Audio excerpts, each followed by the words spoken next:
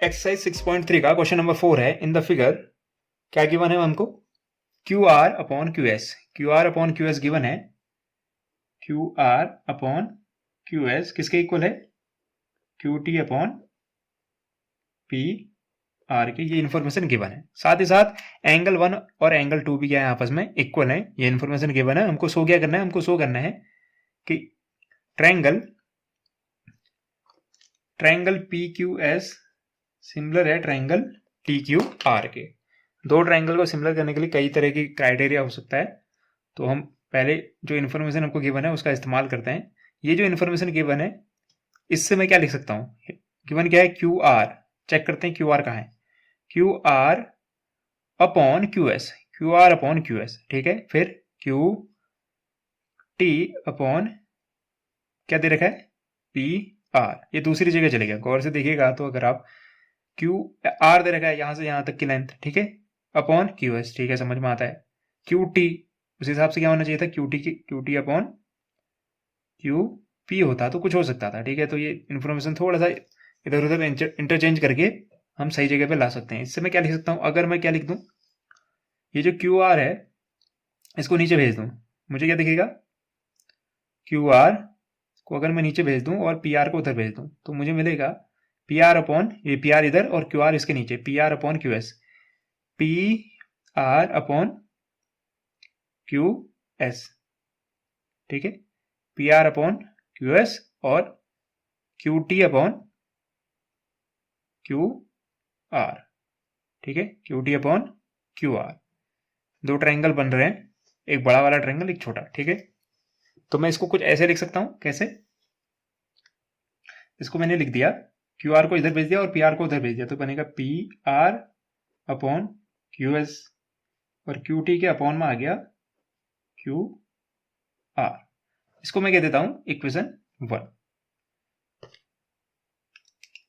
क्या कर दिया मैंने? कुछ नहीं किया। पहली जो इन्फॉर्मेशन गिवन थी उसी को इंटरचेंज करके एक न्यू इन्फॉर्मेशन में कन्वर्ट कर दिया, न्यू इक्वेशन में, ठीक है। साथ ही साथ मुझे क्या गिवन है? मुझे गिवन है कि एंगल 1 की वैल्यू किसके इक्वल है? एंगल 2 के।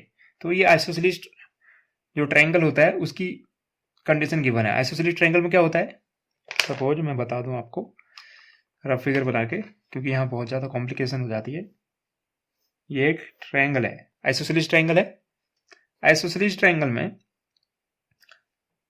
क्या होता है? दो साइड इक्वल होती हैं, ये वाली साइड इसके इक्वल होती है। तो आइसोसेलेस ट्रायंगल की प्रॉपर्टी ये होती है, आइसोसेलेस ट्रायंगल की जो दो साइड आपस में इक्वल होती हैं उनके अपोजिट एंगल भी आपस में इक्वल होते हैं। तो इसका एंगल, इस साइड का अपोजिट एंगल ये है और इस साइड का अपोजिट एंगल ये है। तो एंगल 1 और एंगल 2 क्या होंगे? आपस में इक्वल होंगे, क्योंकि ये दोनों साइड के आपस में इक्वल है। तो इसी की उल्टी प्रॉपर्टी जो कन्वर्स प्रॉपर्टी होती है वो क्या कहती है? वो ये कहती है अगर किसी ट्रायंगल में दो एंगल आपस में इक्वल हैं तो उन दोनों के अपोजिट साइड भी आपस में इक्वल होंगी। ये दोनों एंगल इक्वल है, एंगल 1 एंगल 2 के इक्वल है, तो इनकी अपोजिट साइड, एंगल 1 की अपोजिट साइड क्या है? ये, और एंगल 2 की अपोजिट साइड ये है, तो ये दोनों भी क्या होंगे? आपस में इक्वल होंगे। तो इसी इंफॉर्मेशन का इस्तेमाल करके मैं जो एक्चुअल फिगर है उसमें क्या लिख सकता हूं? देखिए एंगल 1 तो यहां दिख रहा है और एंगल 2 को देखिए, एंगल 2 यहां से पूरा नहीं है, एंगल 2 यहीं तक है। कहां तक है? अगर एंगल 2 को मैं नाम बोलूं एंगल 2 का, तो कहां से है?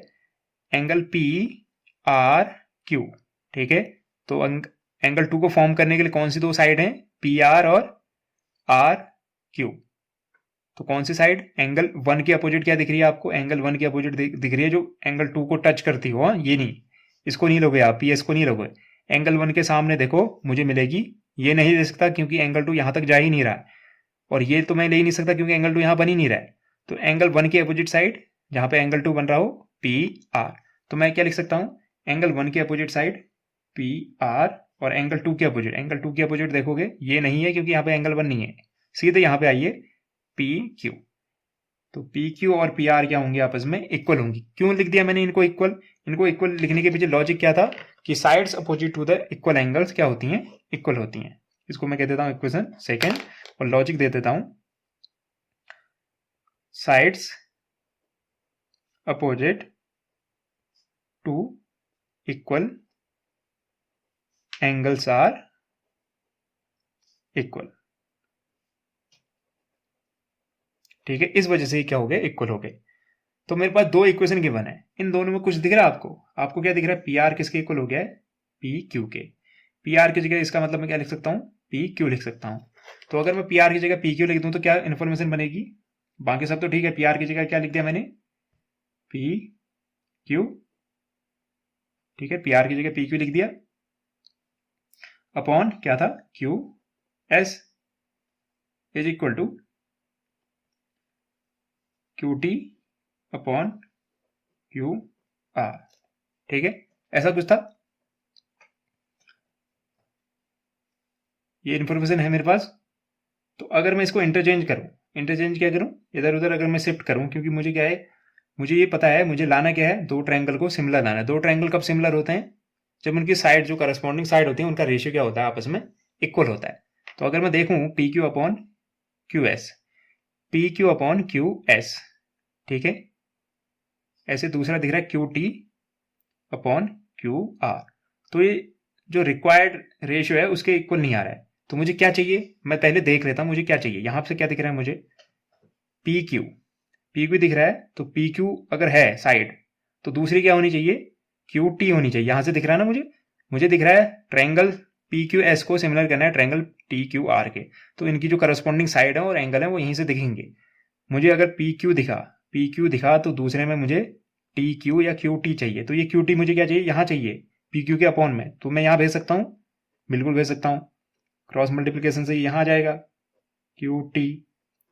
अगर ये यहाँ आया तो ये कहाँ पहुंच जाएगा, उधर क्यू एस पहुंच जाएगा, यहाँ Q S upon Q are. देखते हैं Q S upon Q are होना चाहिए कि नहीं, क्यू एस है तो क्यू आर, तो मुझे तो दो साइड चाहिए वो मिल गई, ठीक है, और जिस फॉर्म में चाहिए उस फॉर्म में भी मिल गई। तो आप क्या करते हो, आपको जो इन्फॉर्मेशन क्वेश्चन में गिवन है उसके अकॉर्डिंग आप इसको इंटरचेंज कर लेते हो, ठीक है, क्योंकि जिस फॉर्म में वहां है उसी फॉर्म में यहाँ होनी चाहिए। तो ये सिचुएशन हमारी हो गई। लेकिन क्या सिर्फ दो साइड के रेशियो से दोनों ट्रायंगल सिमिलर हो सकते हैं, नहीं, हमको एक तीसरी इंफॉर्मेशन की जरूरत होती है। वो तीसरी इंफॉर्मेशन क्या है, वो तीसरी इंफॉर्मेशन है जो एंगल्स हैं हमारे वो क्या है, इक्वल। कौन से angles, angle P Q S, angle P Q S, ये एंगल 1 और angle T Q are, T Q are दोनों में क्या है, इक्वल है।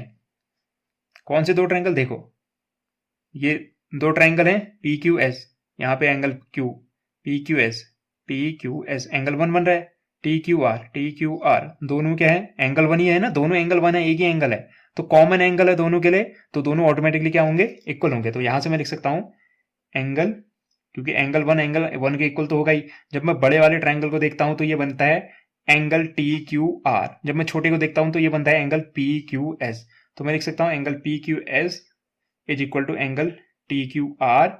ये दोनों इक्वल क्यों है, क्योंकि दोनों के दोनों एंगल क्यू ही हैं या फिर एंगल 1 ही है, ठीक है, ये इन्फॉर्मेशन ऑलरेडी गिवन थी इस वजह से, ठीक है। अब मुझे क्या दिख रहा है, मेरे पास दो साइड का रेशियो और एक एंगल इक्वल है, और वो एंगल वही होना चाहिए जो इन दो साइड के बीच में हो। अगर वो इन दोनों साइड के बीच में नहीं होगा तो S A S similarity criterion नहीं लग सकता है। तो मुझे देखना है एंगल क्यू को बनाने वाली साइड क्या है, क्यू एस और क्यू पी। अगर छोटे वाले ट्रायंगल की बात कर रहा हूं, क्यू एस और क्यू पी, क्या यहाँ क्यू एस और क्यू पी है, क्यू एस और क्यू आर, एस तक भी जा सकते हो, आर तक भी जा सकते हो, क्यू आर, ठीक है, ऐसे पी क्यू और क्यू टी, ठीक है। तो वो जो दो साइड है उनका रेशियो मुझे दिख रहा है, पहले छोटे वाले ट्रायंगल में क्यू पी, बड़े वाले ट्रायंगल में क्यू टी, छोटे वाले ट्रायंगल में क्यू एस, बड़े वाले ट्रायंगल में क्यू आर। तो वो जो एंगल क्यू को बनाने वाली साइड्स हैं वो ऑलरेडी गिवन है। इसका मतलब मैं यहाँ पे किसका इस्तेमाल कर सकता हूँ, side angle side, side angle side, ठीक है। एंगल को बनाने वाली दो साइड का रेशियो होना चाहिए, ये तीसरी साइड नहीं हो सकती। जो एंगल को फॉर्म कर रही है वही दो साइड का रेशियो आपस में इक्वल होना चाहिए, वो ऑलरेडी इक्वल है और एंगल भी इक्वल है। तो मैं लिख सकता हूं by S A S side angle side similarity criterion